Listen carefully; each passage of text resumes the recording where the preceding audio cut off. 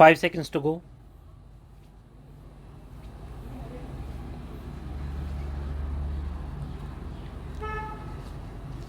Start.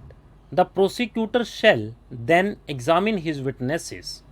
When the accused appears or is brought before the court in pursuance of a commitment of the case under section 209, the prosecutor shall open his case by describing the charge brought against the accused and stating by what evidence he proposes to prove the guilt of the accused.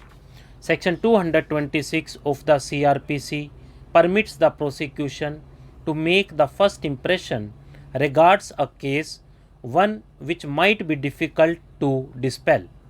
In not insisting upon its right under section 226 of the CRPC, the prosecution would be doing itself a disfavor.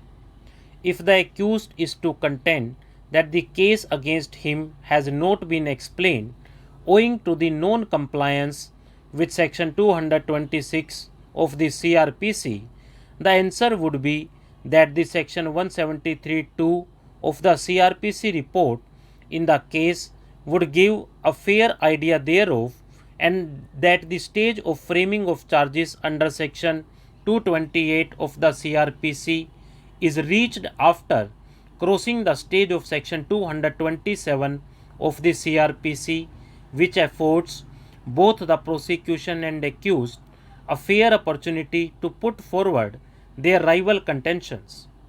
Section 227 of the CRPC reads thus: if upon consideration of the record of the case and the documents submitted therewith, and after hearing the submissions of the accused and the prosecution in this behalf, the judge considers that there is not sufficient ground for proceeding against the accused, he shall discharge the accused and record his reasons for so doing.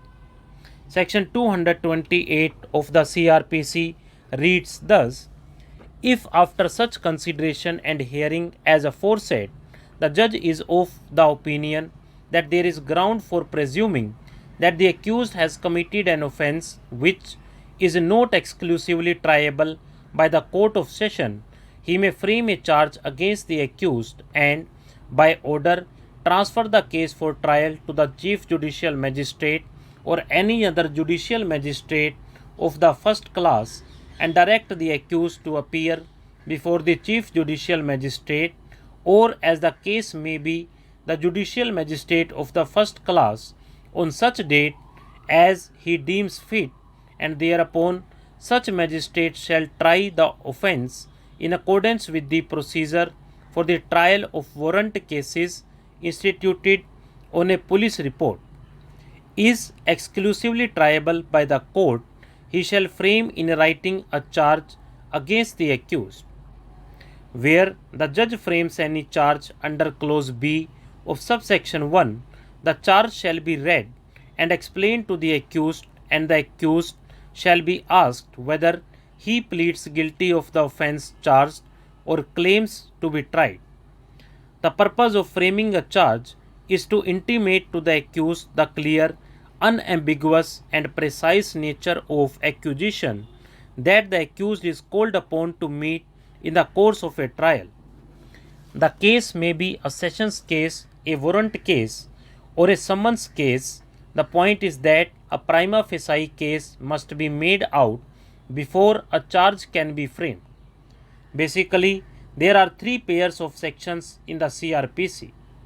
Those are sections 227 and 228 relating to the sessions trial, section 239 and 240 relatable to trial of warrant cases, and sections 245 1 and 2 with respect to trial of summons case. Stop.